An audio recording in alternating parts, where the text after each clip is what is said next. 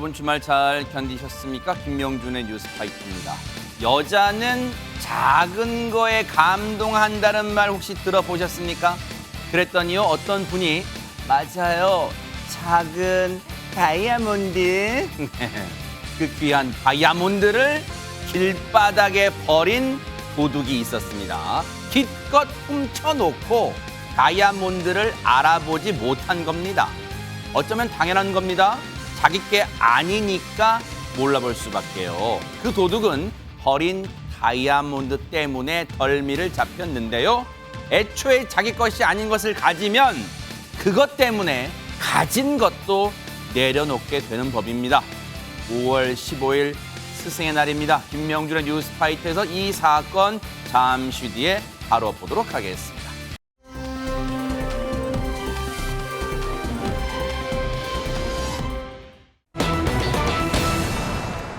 아니 이거 뭐 노래 가사도 아니고 사람을 구해줬는데 내 인생에 신경을 쓰지 마 뭐 이런 사람이 있대요. 이담 아나운서. 그렇죠. 보통 도움을 주거나 구해주려고 하면 감사하는 게 정상이죠. 네. 그런데 이 도움을 거절을 했는데 그 거절도 굉장히 거칠게 거절을 했다고 어머? 합니다. 어떤 이유에서인지 영상으로 한번 보시겠습니다. 어허.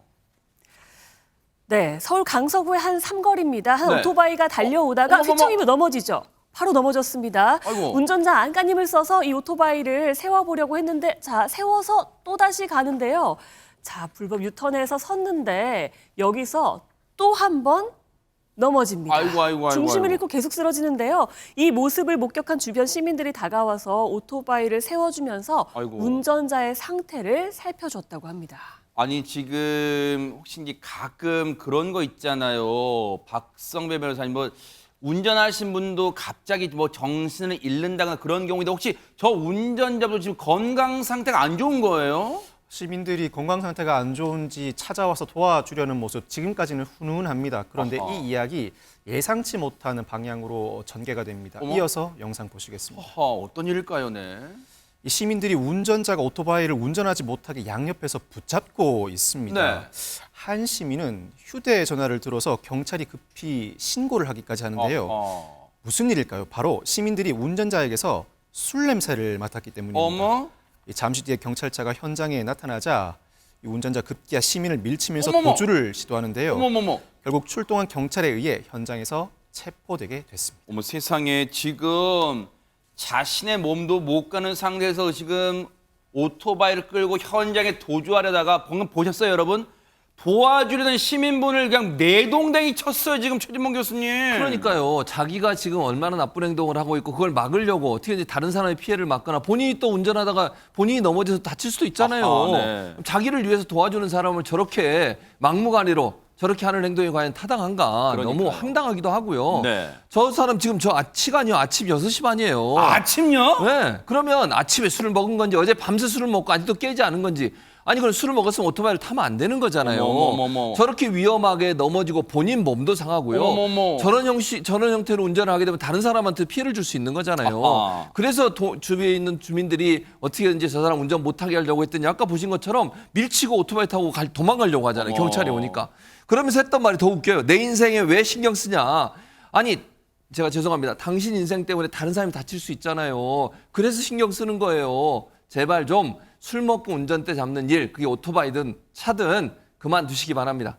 임주혜 변호사님, 왜 아직까지도 정신 못 차린 인간들이 많아요. 최근에 뉴스파이터에서 사실 그 아이들 이름은 일일이 열거하지 않겠습니다. 정말 우리 아이들이, 소중한 우리 아이들이 음주 차량 이런 거에 지금 희생당한 게 어제 오늘 일이 아니란 말이에요, 지금. 그렇습니다. 음주운전 범죄 정말 이제 뿌리 뽑아야 합니다. 또 음주운전 범죄의 좀 특성으로 꼽을 수 있는 게요. 재범률이 높습니다. 아하. 그러니까 한 번 음주운전해서 훈방 조치를 받는 거나 아니면 좀 경한 처벌을 받고 나서 또 음주한 후에 운전대를 잡는 사람들이 많이 있다는 그래요? 거죠. 이번 사건도 마찬가지였습니다. 경찰이 이 오토바이 번호판을 조회해 보니까요. 이미 동종 전과가 있었습니다. 아이고. 음주운전으로 벌금 350만 원을 받고 그나마도 좀 제대로 납부하지 명확하지 않아서 지명 수배가 내려진 그런 상황이었거든요. 어허. 이번 사건의 경우에도 지금 오토바이가 지금 면허가 취소된 상태에서 몰았기 때문에 무면허 혐의 그리고 음주 측정 거부 혐의까지 더해져서 중형 피하기 어려울 것으로 보입니다. 진짜 하마터면요. 저 정도의 검거됐기 망정이 하마터면 운전하게 놔뒀다면 더 큰 화를 불러일으켰을 그럴 사건이었습니다.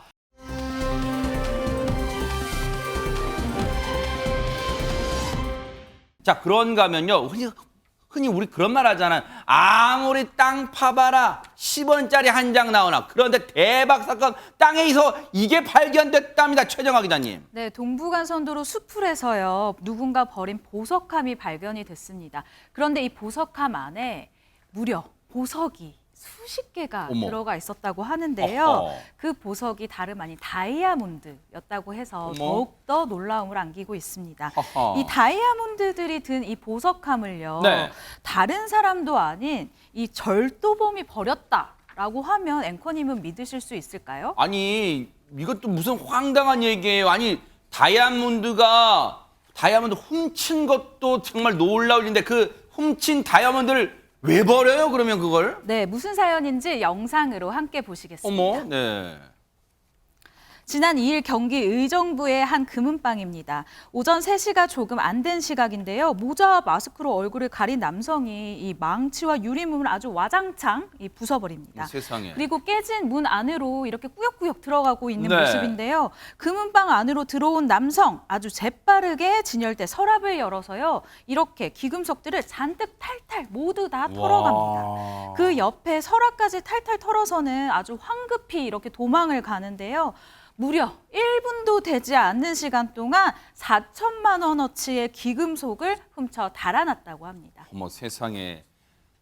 저 화면 마치 누가 보면 화면을 막 빨리 돌린 것처럼 느껴지는데 들어오자마자 아주 작정하고 그냥 돈 되는 것만 긁어 모았나 봐요. 박성배 변호사님. 그렇습니다. 이 사건은 지난 2일 오전 2시 50분경 의정부시의 한 금은방에서 발생했습니다. 50대 남성이 이 유리문을 망치로 부수고 들어가서 이 4천만 원 상당의 귀금속을 훔쳐서 도주하는 일이 발생했습니다. 와. 그 가액이 결코 작지 않은 사건이라고 할 수 있습니다. 네. 다행히 경찰이 CCTV 추적을 통해서 이틀 만에 이 절도범을 인천의 한 모텔에서 검거했는데 어허. 이 절도범이 훔쳐서 가지고 있던 물건들 일부도 찾아서 금은방 주인에게 돌려줬다고 합니다. 네. 그렇지만 이 절도범은 훔친 물건 일부는 이미 팔아 넘기기도 한 상태였습니다. 세상. 피해 회복이 어려운 상황이었죠. 이 절도범은 훔친 3천만 원 상당의 귀금속 중 일부를 팔아서 빚을 갚는 등의 용도로 썼다고 진술했습니다. 세상에 보세요. 얼마나 범행을 치밀하게 계획했는지 여기서 좀 짐작할 수 있잖아요. 저 범행 이후에 경찰분들이 노력을 해서 이틀 만에 검거를 했는데 그 이틀 사이에 저 귀금속들을 처분했다는 거예요. 그런데 앞서 우리가 얘기한 것 중에 최진봉 교수님, 네.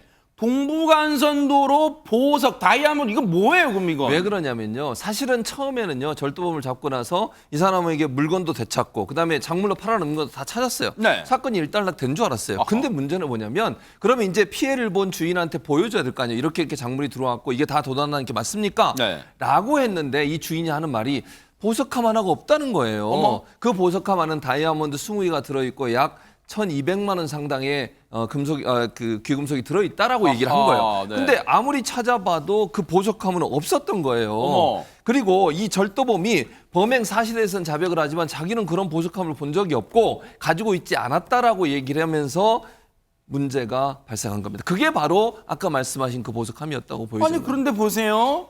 박성배 변호사님.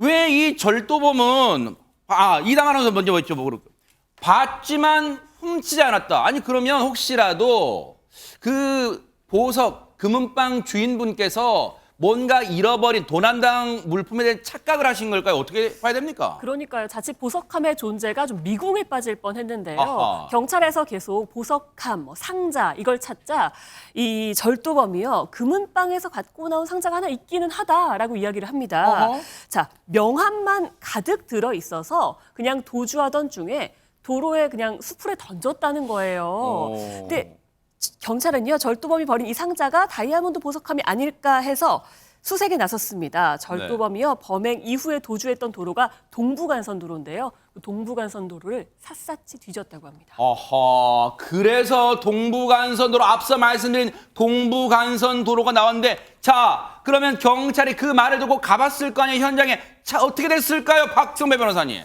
통상은 며칠 걸려도 찾기가 어려운데 이 사건에서는 찾아냈습니다. 어허. 지난 8일 오전 가드레일 너머 풀숲에서 꽃무늬가 새겨진 보석함을 경찰이 드디어 찾아냈습니다. 어허. 범행일로부터 6일이나 지났지만 명암이 가득 쌓인 보석함 그 아래 칸에 다이아몬드 20개가 그대로 보관돼 뭐 있었습니다. 20개씩이나. 그렇습니다. 경찰은 와. 이를 금은방 주인에게 그대로 돌려줬는데 네. 이 발견 장소가 간선도로 초입이라 차량 통행이 많고 인적이 드물어서 그대로 보존돼 있었던 것으로 추정됩니다. 대박 사건이면 일단은 찾아서 정말 다행이에요. 경찰분 얘기 들어보시고 이어가 보도록 하겠습니다. 피의자를 검거한 후에 피의자를 조사하는 과정에서 저희가 이제 동부간선 초입에 보석함을 버렸다고 진술을 들었어요. 그 진술을 토대로 저희가 강력 2개 팀이 나와서 수색을 하는 과정에서 찾게 된 거예요. 다행히 보석함 안에는 보석함이 잠겨 있다 보니까 안에 있는 물건들이 다 분산되지 않고 그대로 보관이 돼 있었습니다. 와, 저는 사실 저런 다이아몬드는 뭐 사진으로 봤습니다만 진짜 뭔가 영롱해 보이고 귀해 보이는데 글쎄요, 이게 불행 중 다행인 게 임주혜 변호사님, 동부간선도로 그쪽 있는 풀숲이 무슨 산책로가 아닌 게 천만다행이었던 것 같아요. 그렇습니다. 누가 집어갈 수도 있는 그러니까요. 충분히 그런 상황이었던 것 같은데요. 어쨌든 이 절도범 처벌 받아야겠죠. 받아야죠, 진짜. 네. 그렇습니다. 이 절도범은 평소에 지인들에게 빚이 많이 있어서 이걸 좀 충당하기 위해 절도를 저질렀다. 지인 집을 방문하던 중에 자주 지나가던 그런 금은방이었는데 이제 범행 장소로 적합해 보여서 이렇게 범행을 저지르게 됐다 밝혔습니다. 그리고 이 다이아몬드에 대해서는 정말 몰랐다. 내가 훔친 것인지도 몰랐다고 밝혔는데요. 네. 어쨌든 야간에 타인의 어떤 건조물을 침입해서 절도죄를 벌인 만큼 특수절도 혐의 피할 수 없고요. 경찰은 특수절도 혐의로 구속 성취했다고 밝혔습니다. 그러니까요. 나쁜 짓을 하면 이 대한민국 땅에선 반드시 잡힌다는 거 진짜 지금 이 순간도 나쁜 마음 먹고 있는 사람들 명심하기 바라는 그런 생각 아예 애초부터 하지 말길 바랍니다.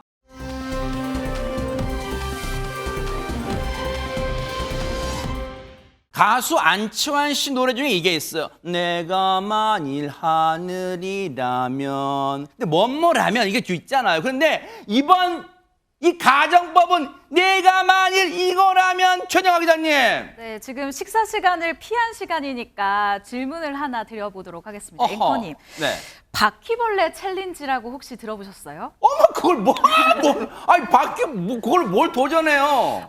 이 이야기를 들으신 저희 부모님은 바퀴벌레 많이 잡는 그런 챌린지인가라고 얘기를 하시더라고요. 어허. 아닙니다. 요즘 10대와 20대 한국 청년들 사이에서 엄청나게 유행하고 있는 일종의 놀이 문화인데요. 어머. 자신의 부모님에게 문자나 깨톡 등을 이용해서 네. 내가 만약 갑자기 바퀴벌레가 되면 어떻게 할 거야? 라고 물어보는 이 챌린지입니다. 그러면서 자신의 이 부모님이 나에게 준 대답을요, 소셜미디어에 공유를 하는 게 놀이로 이제 자리를 잡았어요. 아니 부모님한테 갑자기 보세요. 엄마 또는 아빠 내가 만약 바퀴벌레가 된다면 어떻게 할까로 물어보면 엄마나 아빠 중에 최지만 교수님 네. 야 밥 먹고 할 짓이 그런 게 없냐? 직장 들어갈 국민아의 직장 들어갈 이러는 거 아닐까요? 그럴 가능성이 있죠. 네. 뭔 소리야라는 얘기를 할 텐데 만약 뭐 제 아이가 그렇게 물어본다면 네. 뭐 솔직하게 말씀하세요. 솔직하게 말씀하세요. 면 저는 이럴 것 같아요. 네. 정말 만약에 그런 네. 일은 있지도 않겠지만 제 아이가 바퀴벌레가 되면 네. 저는 늘 함께 다닐 거예요. 그리고 절대 다치지 못하도록 애지중지 어떤 형태로든 아이가 아니지 이제 바퀴벌레가 다치지 않도록 끝까지 데리고 다니면서 어디를 가든 함께 가고 뭐 여행을 가든 밥을 먹든 늘 함께 하도록 하겠습니다. 야, 근데 이게 시청자분들 중에 이제 이 연세가 있으신 분들은 진짜 요즘 아이들이 하다 뭐 도전할 게 없어서 바퀴벌레 챌린지로 갑자기 느닷없이 엄마 아빠한테 내가 바퀴벌레 된다면 어떻게 할 거야? 이런 걸 물어보냐 할 텐데 근데 이담 아나운서 이게 진짜 유행처럼 번져요, 진짜? 네, 많이들 부모에게 물어본다고 하고요. 진짜요? 저도 물어본 적이 있거든요. 아, 진짜요? 저희 부모님 같은 경우에는요, 뭐 그래도 내 딸이니까 바퀴벌레 딸이라면서 감동적인 대답을 해주시기도 하셨고, 어머. 저희 엄마 같은 경우에는 네. 그 슬퍼서 어쩌냐 돌아오게 기도해야겠다라고 했습니다. 네, 혹시 김명준 앵커께서는 네. 아들이 아빠, 내가 바퀴벌레 된다면 어떡할 거야? 뭐라 그러시겠어요? 널 때려잡지는 않을게. 너 이렇게 말하지 않을까? 그 정도로 네. 마무리를 하시겠나요? 아까 최진봉 교수님처럼 이렇게 감동적인 대답을 하시는 분들이 꽤 많았다고 합니다. 감동 버전의 대답을 제가 한번 소개를 좀 해드릴게요. 아하, 네. 어떤 어머니께서는 예쁘게 키워주마. 고슴도치도 제 새끼는 예쁘다는데 바퀴벌레라고 안 예쁠까라고 하셨고요. 대박 사건. 또 와. 어떤 어머니께서는 나는 엄마 바퀴벌레가 될 거야. 엄마도 같이 바퀴벌레가 되겠다는 거죠. 와. 같이 바퀴벌레로 살자라고 요거 좀 하기도 감동이네요. 했고요. 어머. 네. 또 어떤 분은 아빠입니다. 집을 어둡게 하고 신문지를 깔아주고 먹을 것도 줄게. 아빠가 아. 귀여운 바퀴로 키울게. 걱정 말라라고 아주 따뜻하게 이야기를 해주시기도 했고요. 또 어떤 분은 예쁜 케이지에 넣고 애지중지 키우겠다라고 대답해 주신 분도 계셨다고 어머. 합니다. 아 근데 지금 막상 들어보니까 임주혜 변호사님, 야 우리 부모님들이 뭐 이 밥 먹고 할 짓을 그렇게 없냐라고만 하실 줄 알았는데 제 생각이 잘못됐는데 감동 버전 되게 많은데 감동 버전만 있어요? 그러면 답변 중에? 네, 감동 버전 저희가 지금 감동적이게 보고 왔지만요. 사실 좀 생활 밀착형, 위트 있는 현실적인 답변들도 한번 같이 아, 보도록 그래요? 하겠습니다. 네. 엄마, 아빠 내가 만약 바퀴벌레라면? 이라고 물었을 때요. 네. 잘 키워줄게. 그런데 넌 이미 바퀴벌레다. 이런 답변들도 있었고요. 네. 또 지금도 너 지금 모습만 인간이지 너 방은 바퀴벌레 소굴이랑 차이가 없다. 그래도 너를 지금 사랑하고 있으니까 뭐 난 상관없다. 이런 답변도 있었고요. 너가 눈물을 흘리면서 나를 보면은 내가 안 잡으려고 하겠지. 그런데 안 그러면 내가 너인 줄 모르니 어떡하겠냐. 때려 잡을 수도 있겠다. 이런 답변도 있었고요. 주머니 하나를 만들어서 너를 애완동물처럼 애완견처럼 데리고 다니겠다. 이런 답변도 있었는데요. 정말 재미있는 답변들, 센스 있는 답변들 많이 올라왔더라고요. 야, 근데 이런 답변은 저리 가라. 명함 못 냅니다. 더 뭔가 재치 있고 발랄한, 재기발랄한 그런 답변은 없을까요, 박선배 변호사님? 세상에 엄마 아빠가 여럿이니 반응도 제각각입니다. 먼저 서운함 유발형, 어머. 단답형입니다. 화형, 불화자 화형. 때려잡아야지 그럼 키울까? 와. 바퀴벌레 퇴치업체 문의한다. 이 서운함 유발형은 말 안 되는 소리 말라는 반응으로 압축할 수 있을 것 그렇죠. 같습니다. 네네. 밥 먹고 할 짓이 없냐 그런 그렇습니다. 거예요. 네. 다음은 감금형. 일단 징그러우니 방에 가두겠다. 왜 출근이야 너는? 맞습니다. 바퀴벌레를 끔찍히 싫어하면 이런 반응을 보일 수도 있을 것 같습니다. 네. 그다음으로 복원형. 어떻게든 사람으로 되돌리겠다. 동화 같은 스토리를 써내려 가시려고 합니다. 그래요. 왜냐하면 말 같자는 소리 아니까 어떻게든 사람 만들어 보겠다는 거예요, 진짜 부모님이. 그런데 이거 말고도 현실을 풍자하는 답변도 분명 있을 것 같아요, 최정아 기자님. 네, 자본주의형 답변들이었습니다. 약간 저희 부모님 같은데요. 네. 저희 부모님은 제가 이 질문을 했더니 저에게 꽤 대형 사이즈 바퀴벌레네 서커스 하자라고 하셨거든요. 근데 비슷한 대답들입니다. 놀이동산에 보내서 퍼레이드를 시켜야 되겠다라고 어머. 대답을 하기도 하고요. 말하는 바퀴벌레니까 전 세계 방송국 데리고 다니면서 비싼 출연료 받고 출연시켜야지. 어머, 이게 진짜 최정아 기자님 어제 어머님 말씀하신 것 같은데 이거? 네, 같은 부모님인가 생각도 들 정도인데 또 이런 분도 계세요. 네가 바퀴벌레면 집안에 800마리가 더 있다는 소리잖아. 어머. 그러면 다 불러서 아르바이트를 굴려야지. 마리당 20만 원씩만 벌어와도 1,600만 원? 아니다. 1억 6천만 원을 벌어오겠구나 라면서 아주 현실적인 대답을 하기도 했습니다. 네. 근데 이제 저희가 유형별로 답변은 들어봤는데 근본적인 궁금증이 있으실 거 아니에요, 시청자분들 중에는. 아니 근데 이런 정말 놀이 같지도 않은 말 같지도 않은 질문을 던지는 이 놀이가 처음에 애초에 어떻게 시작됐을까요, 박성배 변호사님? 이 바퀴벌레 질문은 한 SNS 이용자가 지난달 20일 올린 글에서 비롯됐습니다. 이 프란츠 카프카의 소설 변신을 읽고 난 뒤에 어머니한테 내가 바퀴벌레로 변신하면 어떻게 하실래요? 라고 질문을 했더니 어머니가 우리 딸이 바퀴벌레라는 사실을 알면 사랑하겠지라는 답변을 했고 이 답변을 SNS에 올리면서 수많은 공유와 댓글이 달리기 시작했습니다. 여기서 바퀴벌레 질문 유행이 시작되었는데 이 참고로 소설 변신은 주인공인 그레고르가 하루아침에 벌레로 변신하는 내용입니다. 한 집안의 가장으로서 가족의 생계를 책임져온 주인공, 자신이 벌레가 된 순간에도 직장을 걱정하면서 책임감 있는 면모를 보이는데 그럼에도 불구하고 가족들은 이 벌레가 된 주인공을 무시하고 경멸하며 심지어는 사과를 던지면서 폭행을 행사하기도 합니다. 결국 주인공 방 안에서 쓸쓸하게 죽음을 맞이하는데 가족들은 오히려 그의 죽음에 해방감을 느낀다는 내용입니다.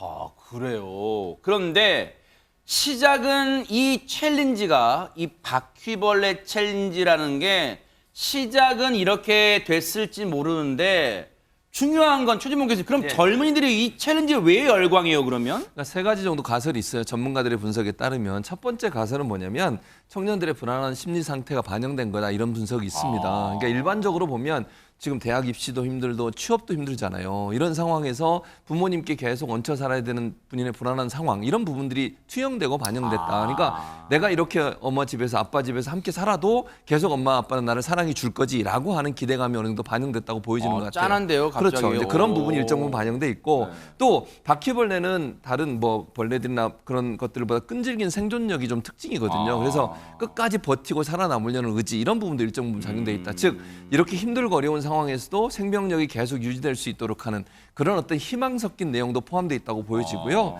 두 번째는 평등한 관계설이 있는데 가설 이건 또 중에 뭐예요? 이건 뭐냐면 예전에 부모님 그러니까 뭐 김현커나 제가 자랐을 때 왜 세대를 저를 같이 끌고 해서 들어가세요? 그런 박상배 변호사가 제가 어렸을 때는 부모님과의 대화가 이런 얘기하면 무슨 소리야 쓸데없는 소리 하지 마 그렇죠. 이랬잖아요. 맞아, 근데 저도 그럴 거예요, 진짜. 그러니까 근데 네. 요즘 엄마들 전문 엄마 아빠들은요 아이들이 이런 일 하면 좀 적극적으로 답변해줘요. 아, 그래요? 네, 그러니까 그런 문화 즉 가족 간의 예전에 권위주적인 아버지와 가부장적인 상황에서 아버지와 아들, 아버지와 딸, 엄마와 아들, 엄마와 딸 간의 관계가 아니라 뭔가 눈높이 평등한 대화를 관계. 하네요? 그렇죠. 오. 어떤 질문을 하든 좀 황당하고 이상한 질문을 해도 끝까지 답변해주는 그런 모습. 아하. 마지막 세 번째는 네. 사랑을 확인하는 용도로 해요. 사랑 확인. 그러니까 결국은 뭐냐면 허무맹랑한 질문에 대해서도 상대가 자신에 대해서 어떤 생각을 갖고 있는지를 알고 싶은 거예요.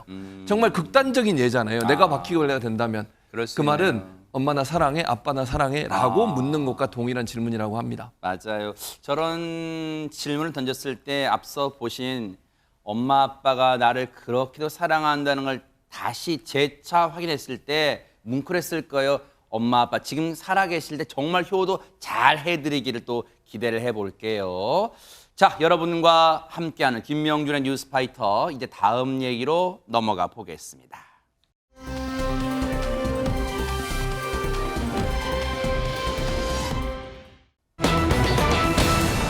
자, 분위기 바꿔볼게요. 뭐 대통령의 생활은 현직이든 퇴임이든 많은 분들, 많은 국민들의 관심을 받기 마련인데 오늘 한 전직 대통령의 행보가 일단 눈길을 끌었어요. 영상 만나보시고 이어가 보도록 하겠습니다. 정기철 복원하는데 참여했던 공무원들이 매년 모인다고 하고 초청해 왔기에 그때 그 시절 생각하면서 내가 여기 왔죠. 이건 참 그 도시의 하나의 재생인데 이건 단지 국내뿐만 아니고 세계적으로 많은 도시, 대도시에 영향을 주고 또 전국적으로도 우리 많이 영향을 줬어요, 이것이.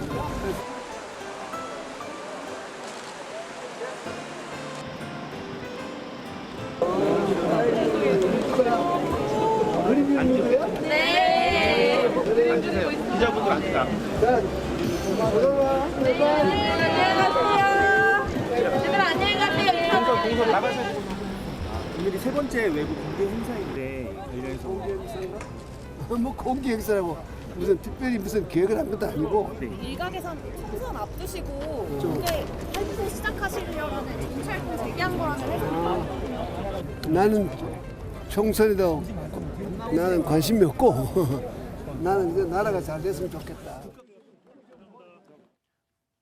법의 심판도 받았던 이명박 전 대통령인데 지금은 다 아시는 것처럼 자유의 몸은 됐어요. 그런데 최정아 기자님, 이명박 전 대통령과 청계천 뭐 때려야 뗄 수 없는 관계다 뭐 이렇게 볼 수는 있겠네요. 네, 그렇습니다. 오늘 청계천 걷기 행사가 열렸는데요. 이 자리에 이명박 전 대통령이 참석을 했습니다. 오랜만에 청계천을 찾은 이 이명박 전 대통령은요, 오늘 입고 나온 이 빨간색 잠바에 대해서도 이 취재진을 향해 이야기를 했는데요. 네. 15년 전에 이 동대문 시장에서 12,000원을 주고 구매했다라는 이야기를 나누기도 했습니다. 네. 이명박 전 대통령은요, 오늘 청계천 복원을 담당했던 아까 사람들이 굉장히 많았잖아요. 네. 이게 어떤 사람들이냐면 이 서울시 공무원들, 그러니까 당시에 이 청계천 복원을 다시금 복원했던 서울시 공무원들의 모임인 청계천을 사랑하는 사랑하는 모임 회원들입니다. 그리고 이 MB 정부 당시에 굉장히 가까운 사이로 알려진 이 이재호 전 특임 장관을 또 빼놓을 수가 없죠. 네. 그리고 농림수산식품부 장관인 정운천 전 의원 등이 이 자리에서 함께 했습니다. 100여 명이 이 자리에 모였어요. 지금 영상으로 봐도 굉장히 많은 숫자로 보여지는데요. 이 사람들과 함께 청계광장에서 서울 송동구 신답철교까지 약 5.8km의 코스를 2시간가량 산책을 했습니다. 네. 건강에 대한 질문도 나왔는데요. 이 부분에 대해서는 회복 중이다. 정신력으로 이겨나가고 있다라고 대답하기도 했습니다. 네.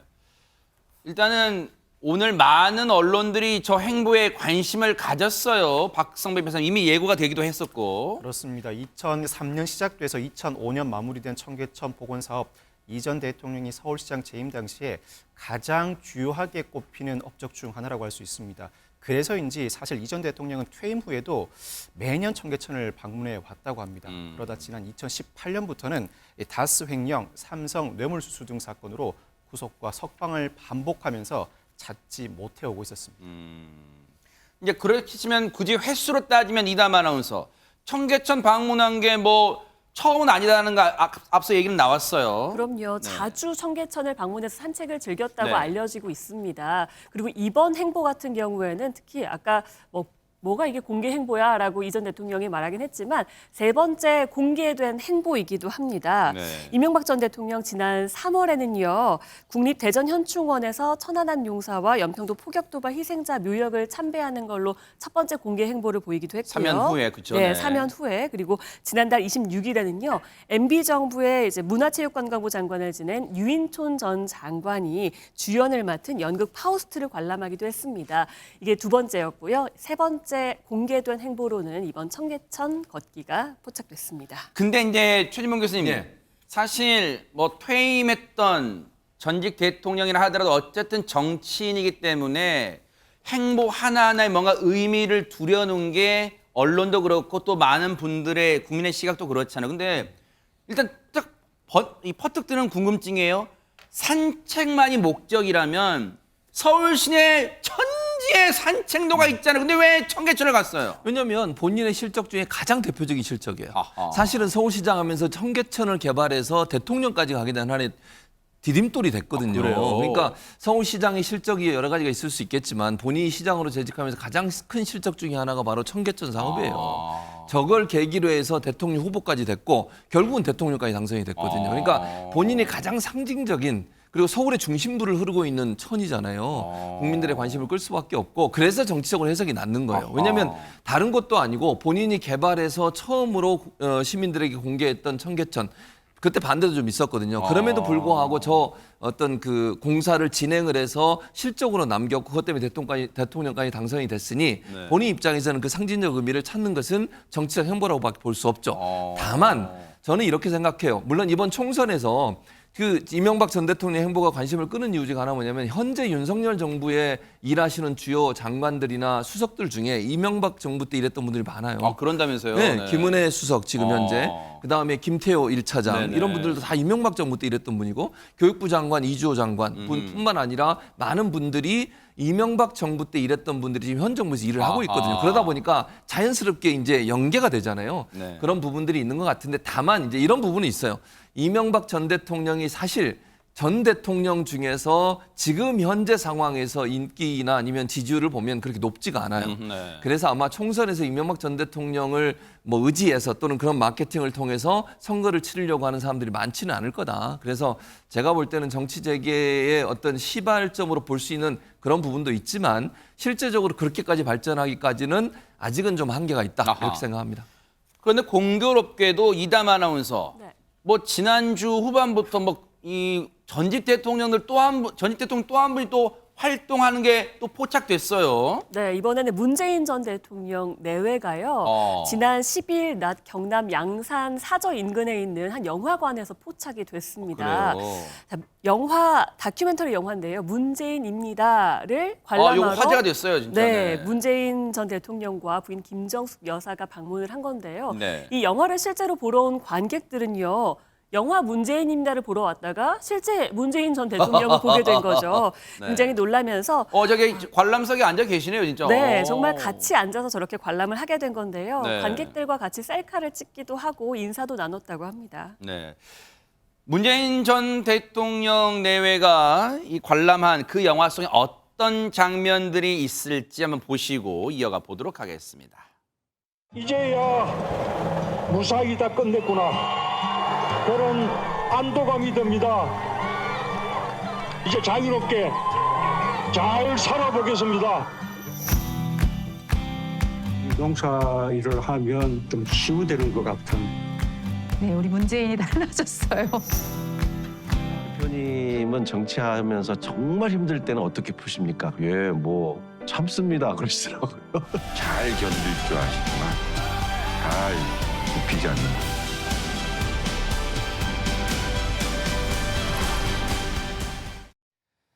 딱 보시면 느낌이 오셨겠지만 이게 이제 일반적인 우리가 말한 상업 영화와는 달리 이제 다큐멘터리 영화인데 임주혜 변호사님 어쨌든 문재인 전 대통령 입장에서는 자신의 얘기를 다루는 거다 보니까 신경은 조금 쓰였을 수도 있어요. 그렇습니다. 이 문재인입니다 영화는요. 지난해 5월 퇴임 이후의 일상 이야기를 담고 있습니다. 반려동물과 시간을 보내는 모습 그리고 최측근들과의 인터뷰 등으로 영화 내용이 구성이 되어 있거든요. 그래서 감독을 맡은 이창재 감독도 사전에 문 전 대통령님께 편집본을 좀 제공해 드릴까요? 이렇게 물어봤다고 합니다. 네. 그러면 당연히 좀 문제되는 부분이 있다면 빼달라고 하시면 또 재편집을 해야 되니까 좀 걱정이 됐었다고 그럴 수 하는데 있죠. 그런데 문 전 대통령은 나는 내 돈 내고 영화가 다 만들어지면은 보겠다고 밝혔다고 해요. 전혀 편집 과정 없이 밝혀졌다는 게 감독님의 전언입니다. 야, 통 큰 결정이잖아요. 사실은 조금 꺼림칙하거나 걱정될 수도 있는데 그냥 맡긴 거예요, 감독한테. 그런데 사실 문 전 대통령은 최근에 여러분 다 아실 거예요. 이곳으로 출근을 하고 있습니다. 영상 만나보시고 이어가 보도록 하겠습니다.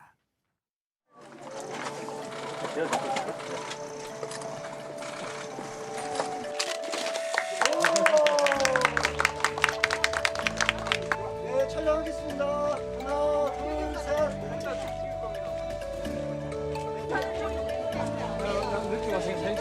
오래 기다렸는데 드디어 문을 열게 되어서 무척 기쁩니다.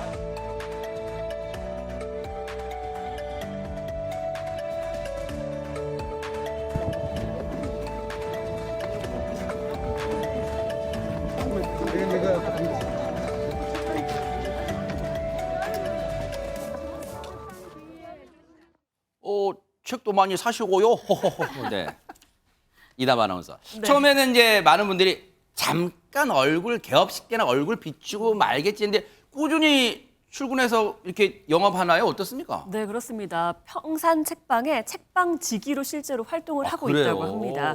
지난달 26일에요. 문재인 전 대통령의 사저가 있는 경남 양산시 평산마을에 문을 연 이 평산 책방은 이 문재인 전 대통령의 사저의 이웃집을 한 8억 5천만 원에 매입을 해서요. 리모델링해서 개업을 한 거라고 합니다. 네. 이 책방은 평산 책방 재단이 이제 운영을 한다고 밝혔고요. 네. 규모는 한 43평 정도의 지상 1층 건물이라고 하는데 이 사저에서 걸어서 한 5분 거리에 있다고 하는데요. 이 사저 뒤편에 경호동 쪽을 통해서 가면은 걸어서 2분 거리라고 해요. 굉장히 가까운 출근길일 것 같습니다. 그러네요.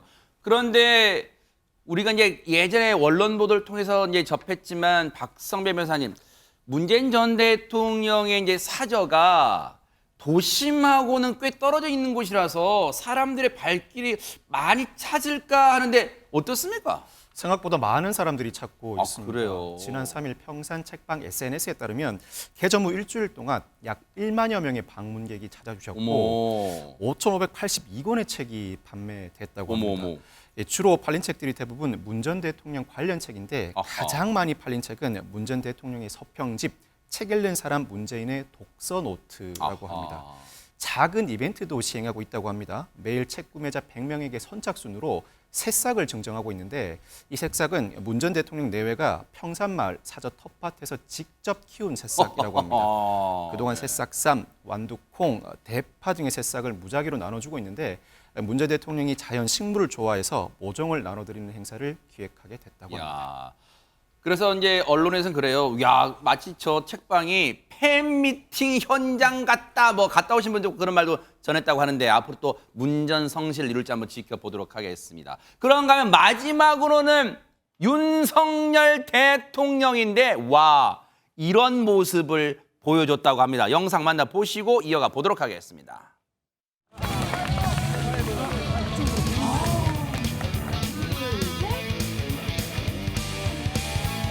여러분들 이렇게 뛰는 걸 보니까 제가 청와대에서 나와서 이 용산으로 온 게 얼마나 잘 된 일인지 가슴이 아주 뿌듯합니다.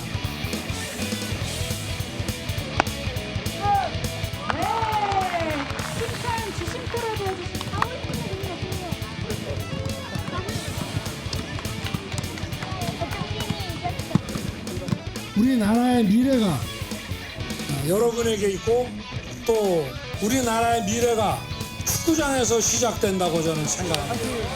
우리 여러분들 파이팅! 파이팅!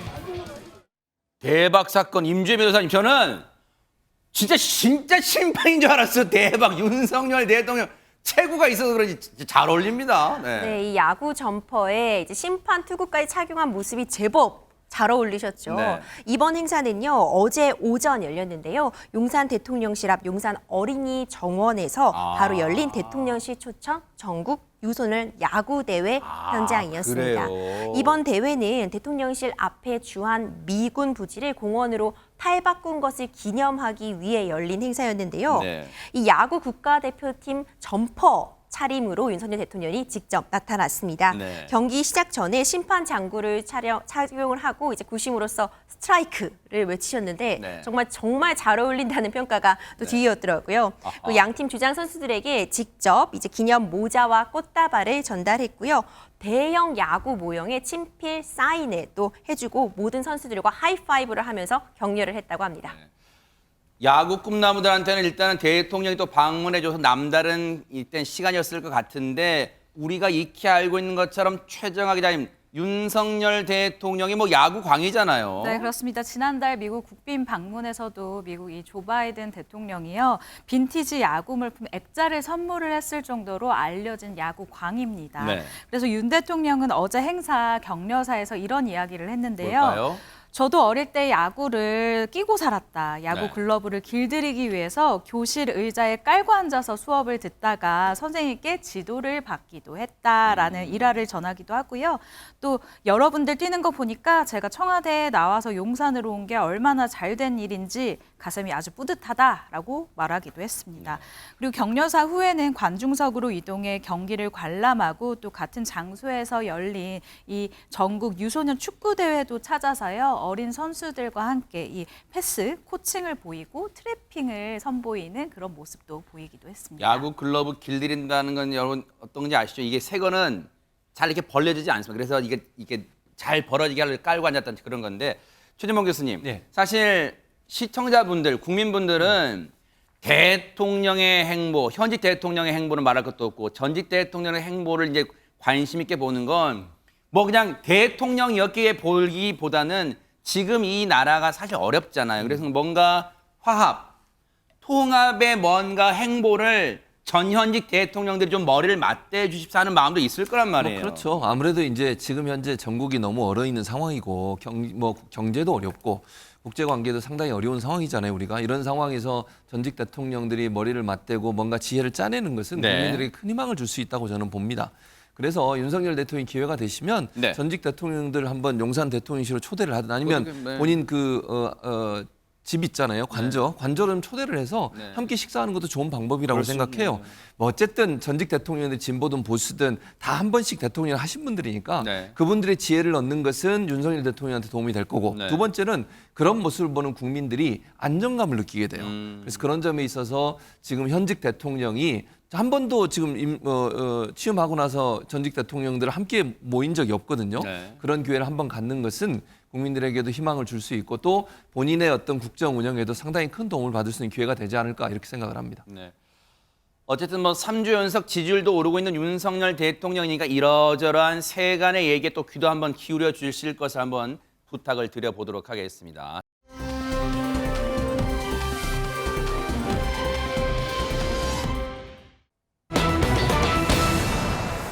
자, 분위기 바꿔볼게요. 오늘날 영웅이 된 이분한테도 스승이 있었을까요? 최정아 기자님. 이 주제를 뽑은 이유가 있습니다. 오늘은 5월 15일 스승의 날인데요. 매년 왜 이런 설문조사가 나오지 않습니까? 스승의 날, 이 선생님께 꼬박꼬박 연락 잘 드릴 것 같은 스타, 아니면 이런 선생님이었으면 참 좋았을 것 같은 스타, 이런 설문조사에서 항상 1, 2위를 앞서거니 뒤서거니 하는 스타가 바로 가수 임영웅 씨입니다. 그래요? 오늘날 이 신드롬급 인기를 만들어낸 임영웅 씨에게도요, 스승은 물론 있었는데요. 아하. 노래, 춤, 그리고 운동, 다양한 분야에서 임영웅 씨의 스승들이 존재합니다. 어머. 먼저 우리가 가장 중요하고 또 네. 궁금한 이 노래 보컬의 스승은 누구일까요? 임영웅 씨도 분명히 그 무명의 시절이 있었을 텐데 그 시절을 지켜봤던 네. 한 가수가 있었다고 합니다. 아하. 그분부터 소개하도록 하겠습니다. 야, 근데 보세요. 이 임영웅 씨한테도 각 분야에 스승이 있었을 거예요. 그죠? 이제 그거를 이제 쭉 이제 저희가 짚어볼 건데 보세요. 그러면 최정아 기자님, 뭔가 노래를 지금 앞서 말씀드렸지만 노래를 지금처럼 잘하진 않았을 수도 있잖아요. 네. 뭔가 그러면 각 분야별로 임영웅 씨한테 스승님은 누구예요? 일단 네. 그 각 분야의 스승님들을 찾아봐야 될 것 같은데요. 네. 가수 부분, 그러니까 노래 부분에서는 네. 가수 나예원 씨, 아하. 그리고 영지 씨가 있습니다. 야, 저분들이 임영웅 씨의 스승이라고 대박 진짜예요? 네, 오호. 이분들의 또 노래를 찾아보시는 분들이 많으실 것 오호. 같은데요. 이분들이 보컬 스승이고요. 네. 그리고 춤 스승에는 안무가 겸 댄서 아이키 씨. 진짜예요? 네, 이분은 요즘 예능을 통해서 정말 유명해지신 분이죠. 저분 팬들 많아요, 진짜 아이키 네. 아이키 저분네. 네, 그리고 운동에는 또 있습니다. 네. UDT 출신 유튜버 김계란 씨입니다. 와, 이분도 유명하잖아요. 대박이다. 근데 이게 당연한 얘기일 수 있어. 임영웅 씨가 태어날 때부터 스타는 아니잖아요. 그러면 분명히 이제 각 분야의 스승이 존재했는데 그러면 누가 먼저 임영웅 씨의 진가를 알아봤을까요? 영상 만나 보시고 이어가 보도록 하겠습니다. 완전히 영웅 씨 무명일 때 제가 봤잖아요. 그때는 뭐 노래 선생님이랄지 선배랄지 이런 개념보다는 아들 같다라는 생각이 먼저 들면서 와서 노래를 하고 봤는데 제가 신곡이 나온 지 한 달여 정도 됐었거든요. 제 곡을 연습을 해갖고 왔더라고요. 그때 당시에 설 수 있는 무대가 없는데 본인이 할 수 있는 가장 큰 선물은 제 노래를 와서 제 앞에서 불러주는 거라고 본인이 스스로 그렇게 생각했던 것 같아요. 근데 저는 그 생각을 했다는 자체가 너무 심통한 거죠. 사랑이 이토록 아픈데도 그댈 찾아요. 이 아픔조차 그대를 어저께 떠나 그댈 잊었다 해도 가슴은 기다립니다. 야, 언제 들어도 참 임영웅 씨 목소리는 참 호소력이 있는데 근데 임영웅 씨가 예전엔 이 노래 교실 이렇게 막 전전하고 그랬었나 봐요. 그렇다고 해요. 그러니까 나혜원 씨의 말에 따르면 나혜원 씨가 지금 얘기한 내용을 들어보면 본인이 노래 강사도 하고 그다음에 아까 얘기했듯이 뭐 가수로 활동을 하고 두 가지를 함께 하신 네. 거예요. 근데 노래 강사를 하다 보면 혼자서 하기가 힘드니까 옆에서 도와주는 힘이 필요했던 것 같고 누군가가 그때 임영웅 씨를 추천을 했던 거예요. 근데 추천만 한다고 바로 또 받아들 수는 없잖아요. 그렇죠. 어쨌든 본인이 운영하는 노래 강사 교실이면 그 교실에 오는 분들이 나혜원 씨를 보고 오는데 실력이 너무 떨어지면 안 되니까. 그렇죠. 그래서 노래 검증도 한번 해야죠. 그렇죠. 그래서 네. 노래 한번 보내봐라 해서 들었는데 너무 큰 충격을 받은 거예요. 너무 노래를 잘해서 당장 와라. 아하. 그래서 본인이 운영하는 노래 교실에서 임영웅 씨가 노래를 시작하게 된 거예요. 그래요? 근데 그 당시는요. 아까 나혜원 씨도 말씀하셨지만 무명 시절이었고 본인에 대한 영상도 하나도 없었을 시절. 아무도 임영웅이라는 사람을 모를 때 그때 처음으로 그 기회를 준 거잖아요. 그러니까 임영웅 씨가 얼마나 고마웠겠어요. 사실은 본인은요. 가수가 되고 싶은 사람 무대를 갖고 본인이 노래할 수 있는 기회를 갖는다는 게 너무너무 소중하잖아요. 그게 아하. 어디가 됐든. 그런데 그 노래 교실에서 노래를 할 수 있도록 허락해 주신 나혜원 씨에 너무 감사해서 미리 나혜원 씨가 신곡을 냈는데 그 곡을 미리 연습해 와서 불러주더라. 와. 그래서 너무 큰 감동이었다는 말을 하는 거 보면 스승과 제자 간에 서로 정말 의지하고 세워주고 또 권면해주고 하나로 뭉쳐지는 그런 모습이 참 보기 좋다 이런 생각이 듭니다. 네. 나혜원 씨는 사실은 뭔가 임영웅 씨한테 무명 시절에 임영웅 씨한테 노래할 수 있는 기회를 소중한 기회를 준 스승이었다면 이 스승님은 정말 진가를 알아봤다고 해야 될까요? 임주혜 변호사님. 그렇습니다. 또 다른 스승님은 바로 20년 차 가수 영지 씨인데요. 임영웅 씨는 어려서부터 노래를 아주 잘했기 때문에 또 실용음악과에 진학을 했다고 합니다. 이때 이 가수 영지 씨가 자신이 처음으로 대학 강의를 나갔을 때 네. 10학번으로 임영웅 씨가 있었다 이렇게 이야기를 밝히기도 그래요. 했거든요. 임영웅 씨는 굉장히 영리한 학생이었으며 R&B도 정말 잘 불렀다고 합니다. 월등하게 잘했다 이렇게 월등하게? 극찬을 남기시기도 했대요. 네. 임영웅 씨가 굉장히 유명해지고 나서 이렇게 잘 되고 나서 한 프로그램에서 이렇게 영지 씨와 임영웅 씨가 만났다고 하는데요. 네. 이때 임영웅 씨가 이 스승님을 향해서 폴더 인사를 하면서 영지 교수님이 나의 영원한 스타이다 이렇게 밝혔다고 하는데 와. 이렇게 잘 된 제자가 스승을 향해 이렇게 극찬을 해주면 스승님은 또 얼마나 뿌듯하겠어요. 야, 그러겠네요. 근데 지금 이 두 분은 이 두 스승님은 지금의 임영웅 씨의 뭔가 노래 보컬을 만들어주신 다듬어주신 선생님이라면 최정화 기자님 최근에 임영웅 씨 콘서트 영상 보면 와 춤도 프로꾸로 추더라고요 진짜. 네, 맞습니다. 임영웅 씨가 지난해에 한 방송사와 같이 코로나19로 지쳐있는 국민들을 위해서 정말 돈을 하나도 받지 않고 단독 뭐랄까요 와, 저 무대를 춤 아예 보세요. 이렇게 와, 와, 꾸민 와, 적이 와. 있었거든요. 네. 근데 이때 정말 남다른 춤 실력을 선보인 바가 있습니다. 어허. 이때 담당 PD에 따르면요. 임영웅 씨에게 댄스 무대를 만들어보자라고 제안을 했었다고 해요. 네. 그런데 처음에 그 얘기를 듣고 너무너무 놀랐고 막 당황을 했다고 합니다. 어허. 그래서 프로그램 측에서는 한 2주 동안 계속해서 설득을 해야 했다고 하는데 네. 그러면서 이때 함께한 댄서가 있었어요. 누굴까요? 춤을 가르쳐준 댄서가 바로 유명한 안무가인 아이키 씨였어요. 와. 이 아이키 씨가 함께 이 임영웅 씨와 춤을 춰보더니 이런 얘기를 합니다. 내가 이 무대 이후에 임영웅 씨 팬이 됐다라고 하면서요. 열정적으로 춤을 추는 모습을 보면서 아, 이 사람이 괜히 인기가 있는 게 아니구나라고 감탄을 했다라는 이야기를 전한 바 있습니다. 야, 그 감탄한 춤 실력 두 사람의 춤 실력 안 볼 수가 없겠죠. 보시고 이어가 보도록 하겠습니다.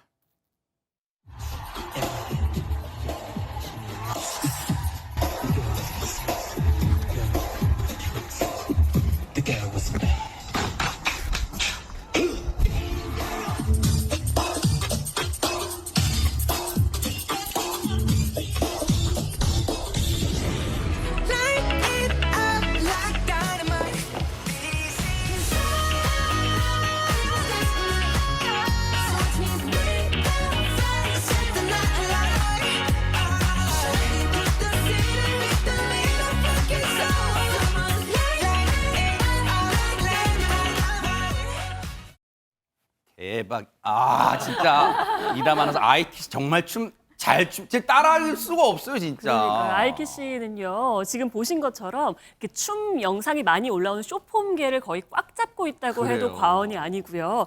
라틴 댄스와 스트릿 댄스를 이렇게 합쳐서 세계적으로 큰 인기를 끌기도 했습니다. 또 예능 프로그램에 나와서요. 뭐 이효리 씨, 엄정화 씨에게 춤을 만들어주기도 했고요. 어허. 그러면서 굉장히 대중적인 인기를 끌었는데요. 네. 이런 안무가이자 댄서인 아이키 씨가 임영웅 씨의 콘서트에서 댄스 퍼포먼스를 함께 한 겁니다. 야. 그러면서 아까도 보셨지만 임영웅 씨가 이렇게 목 이렇게 하는 것만 봐도 보통이 아니거든요. 진짜 이 단어를 좀 그죠? 하는데요. 네. 대박이다.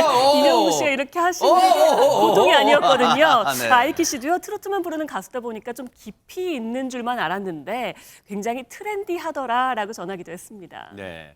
근데 춤이면 춤, 이 노래면 노래, 이 양 분야의 선생님들 덕분에 지금까지 딱 탄탄하게 다져왔어요. 근데 이 두 가지를 잘 하려면 뭐가 필요합니까, 여러분? 바로 든든한 체력이 필요한데 그 체력의 선생님, 스승님 누굴까요? 영상 만나보시고 이어가 보도록 하겠습니다.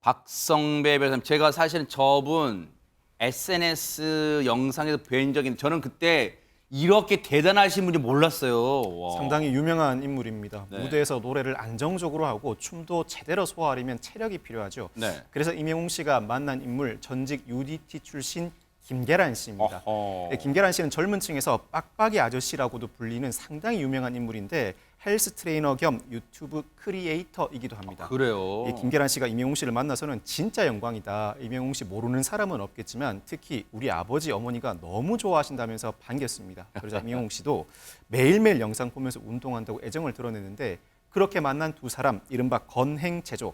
하루 딱 5분만 투자하는 건강하고 행복한 체조를 만들어서 선보였습니다. 건행체조. 여기 재밌. 건강하고 행복한 체조. 그런데 두 사람이 진짜 만나는 모습, 같이 있는 모습도 안 볼 수가 없잖아요. 보시고 이어가 보도록 하겠습니다.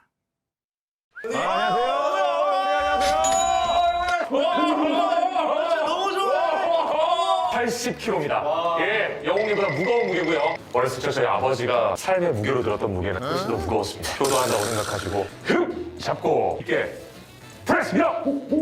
액션! 실용음악과에서도 이런 벤치프레스나 이런 건 가르치죠? 실용음악과에서요? 따로 가르치진 않나요? 보통 발성 훈련이나 이런 거 할 때 왠지 가르칠 것 같기도 하고. 5, 6, 7, 하나.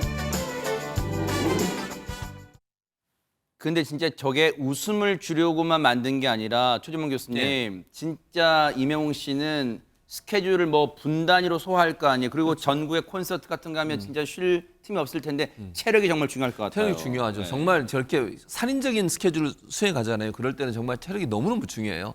근데 오랫동안 또 어디 트레이닝 받고 이럴 기간이 없잖아요. 그렇죠. 그러다 보면 결국 중간중간에 짧게라도 체조를 하는 게 너무너무 중요한데 네. 바로 그 체조가 저기 5분 건행 체조입니다. 아하. 원래 이제 저분이 UDT 출신이잖아요. 네. UDT는 해군의 특수부대인데 아하. 처음에는 UDT 체조를 하려고 했대요. 네. 그러다가 그냥 이거 온 국민이 또 일반인도 따라할 수 있는 5분 정도 체조로 만들면 좋겠다고 생각해서 야. 임영웅 씨의 그 체조를 선물을 했고 그 체조를 지금 같이 하는 모습이 영상에 찍혔는데 이걸 임영웅 씨가 건행 체조. 야. 건행이 사실은 임영웅 씨가 팬들에게 하는 인사예요. 그래요? 건강하고 행복하세요라고. 어머. 그래서 이름도 건행 체조로 만들어서 누구나 쉽게 따라해서 하루 5분만 투자하면 건강하고 행복한 삶을 살 수 있다.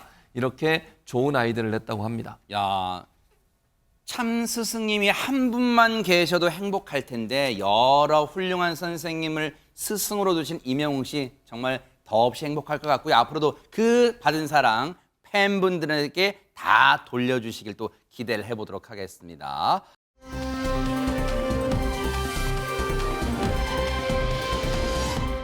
자, 그 밖에 관심 가는 소식 좀 알아볼까요? 첫 번째 소식 최정아 기자님이 준비했습니다. 네, 얼마 전 브라질의 한 주유소에서 네. 인형 뽑기 가게에서 일어난 일입니다. 어허. 영상으로 함께 보시죠.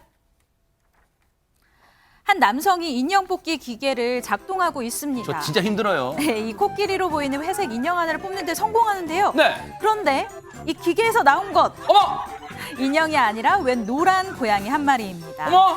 깜짝 놀란 남자와는 달리요. 고양이는 아주 느긋하게 기지개까지 펴는 모습이 너무 귀엽네요. 아니 임주혜 변호사님 이거 마술이에요. 조금 전에 그 인형 뽑는 기계가 잡은 건 그 코끼리 모양이 어떻게 고양이가 나와요? 네, 영상 너무 귀여운데요. 이 인형을 뽑아서 나오는 그 통로 있잖아요. 네. 그 통로에 고양이가 잠이 들어 있었었나 봐요. 어머, 대박 사건. 그러다가 이제 코끼리 인형이 탁 떨어지니까 놀래가지고 고양이가 이제 나오는 통로로 뿅 나온 거죠. 어머. 와, 지금 코끼리가 고양이를 밀어냈어요. 근데 어쨌든 저 모습에 많은 분들이 놀라셨을 것 같은데 최진봉 교수님, 네. 그럼 저 사람은 애초에 고양이를 원한 게 아니라 지금 코끼리가 마음에 들어 딱 잡은 거잖아요. 그러면 저 코끼리 인형은 못 가져가는 거예요? 그러니까 지금 상황에서는 아마 코끼리 인형을 가져간 것 같아요. 아하, 근데 네. 사실 저기 수아레스라는 분인데 저분은 네. 코끼리 인형보다는 진짜 나온 그 고양이를 데리고 가고 싶었다요. 그래서 처음에 깜짝 놀랐대요. 근데 그러면서 유쾌한 경험이었다. 이유는 뭐냐면 네. 사실은 어느 누가 저기서 인형 뽑기에서 살아있는 동물이 나올 거라고 생각을 했겠습니까? 귀엽긴 귀엽네요. 그러니까 진짜. 너무 귀여워서 데리고 가고 싶었는데 네. 근데 문제는 네. 저 고양이를 저 휴게소에 있는 직원들이 기르고 있었어요. 아. 그래서 이름이 뭐냐면 가필드라고 이름을 가진 그 고양이인데요. 네. 저 고양이는 주인이 있어서 안타깝게도 고양이를 데리고 가지는 못했습니다. 그래요. 어쨌든 잠은 저런 데서 자지 말길 바란다. 입 돌아간다. 네, 조심해야 돼.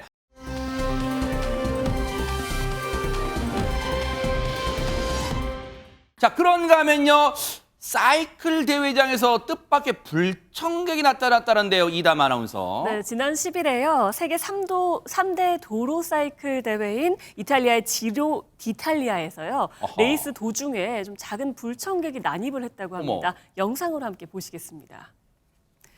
네, 대회에 참가한 사이클 선수들이요. 떼지어 주택가 도로를 달리고 있죠. 네. 이때 강아지 한 마리가 어머머머. 어디선가 도로에 뛰어듭니다. 어.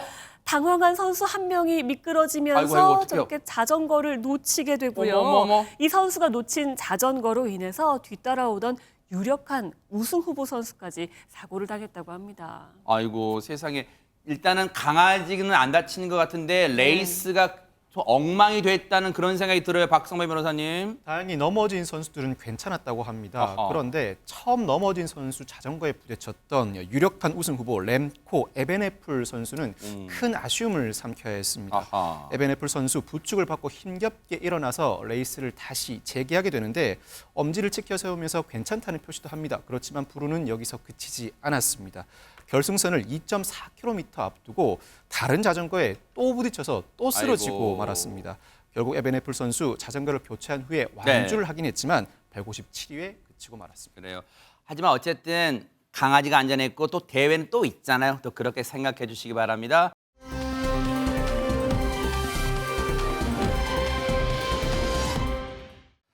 오늘부터는 여러분이 보내주신 내용으로 클로징을 해볼까 합니다. 첫 번째 사연으로 강진희 님이 보내주신 내용인데요.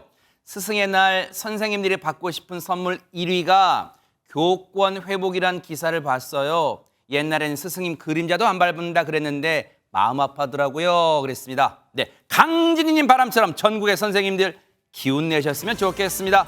김명준 뉴스파이터 여기서 마치겠습니다. 함께해 주신 여러분 고맙습니다.